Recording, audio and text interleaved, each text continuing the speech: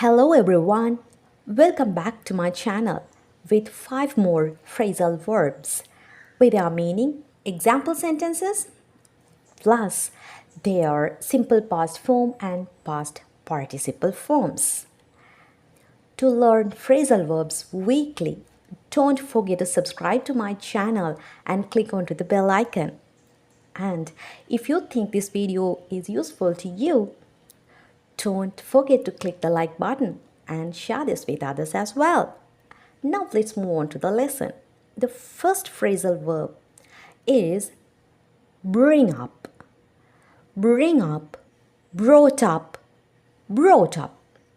What is the meaning of the phrasal verb bring up? To mention or start talking about a topic. See the example sentences.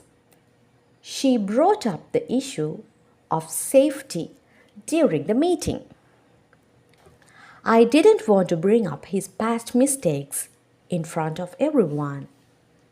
Practice this phrasal verb in your own sentences. Let's move on to the second one. Come across. Come across. Came across, come across. What is the meaning? To find or meet something or someone by chance. I came across an old photo album while cleaning the attic. The journalist came across an incident of theft while traveling abroad. Come across. Use this also in your own sentences to practice well. Move on to the third one. Get along. Get along, got along, got along. To have a friendly or good relationship with someone. See the example sentences. I'm glad you and your new classmates get along so well. Even though they argue sometimes, they usually get along with each other. Make your own sentences using the phrasal verb get along. Next one, pay back. Pay back, paid back, paid back. There are two meanings for the phrasal verb pay back. What are they? First one, to return money that you borrowed. To return money that you borrowed. Money or something else, whatever you borrowed. Second one, to take revenge or do something in return. It means an action that you do in return of one person's action. Let's make some example sentences.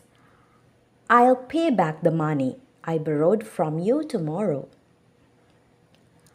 She finally paid back her rival by winning the championship.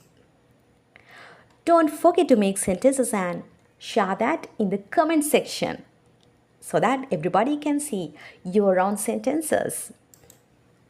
Next one. This is the last one.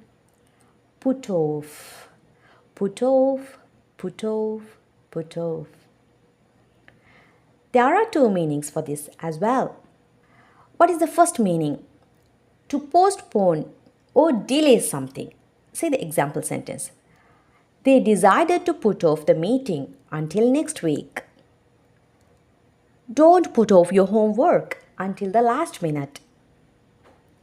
What is the second meaning of the phrasal verb put off? To discourage or make someone lose interest. See the example sentence. The long waiting time put her off applying for the job.